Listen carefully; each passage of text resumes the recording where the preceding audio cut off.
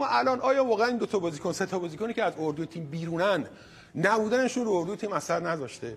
تیم ایران الان بازیکنش اخراج میشه، کی باید بیاد تو بازی که بازی رو جمع و جور بکنه؟ کی باید از بازی بره بیرون که زیاد تو بازی تاثیر نداشته باشه؟ داریم میبینیم مهدی قائدی تو بازی موثره، گل زده، توپ میگیره، حمله میکنه، میره میاد، سرعت داره، تو 10 نفر بودن به درد میخوره. این نکته‌ای که آقای خیابانی داره میگه اینا تحلیل این چیزی که داریم میبینیم. چرا این بازیکن کند به بازی میاد؟ به چه دلیل؟ اصلا چرا بازیکنی میاد که باید ساند کنیم؟ برای چه جوری؟ اصلا تیم ایران میتونست بره از گوشه ساند کنه که مقالو هد بزنه؟ اصلا موقعیتی رو داشت که ایران بره تاکتیکی از دو گوشه ساند بکنه که مقالو ضربه سر بزنه؟ تعویض‌ها به چه دلیل انجام شد؟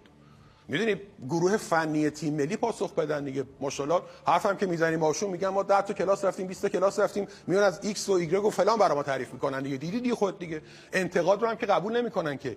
یه انتقاد خیلی ساده میکنیم ما، یه سوال خیلی ساده میپرسیم ما، دلیل تعویض و بیرون آمدن مهدی قائدی چی بود؟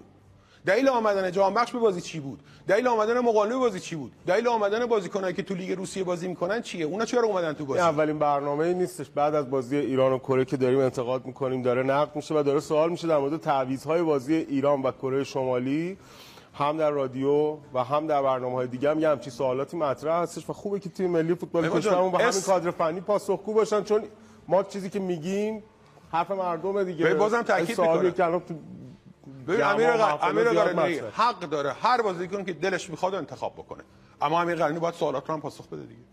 من غیر از این سوال میپرسیم دیگه، یک بار دیگه سوال میپرسن چرا بازیکنانی که در لیگ ایران خوب بازی میکنن، در لیگ امارات دارن خوب بازی میکنن، خوبم هستن، تو تیمشون هم میچرخونن، وقتی هم که تیم ملی بودن همیشه موثر بودن، چرا اون استفاده نمیشه ازشون؟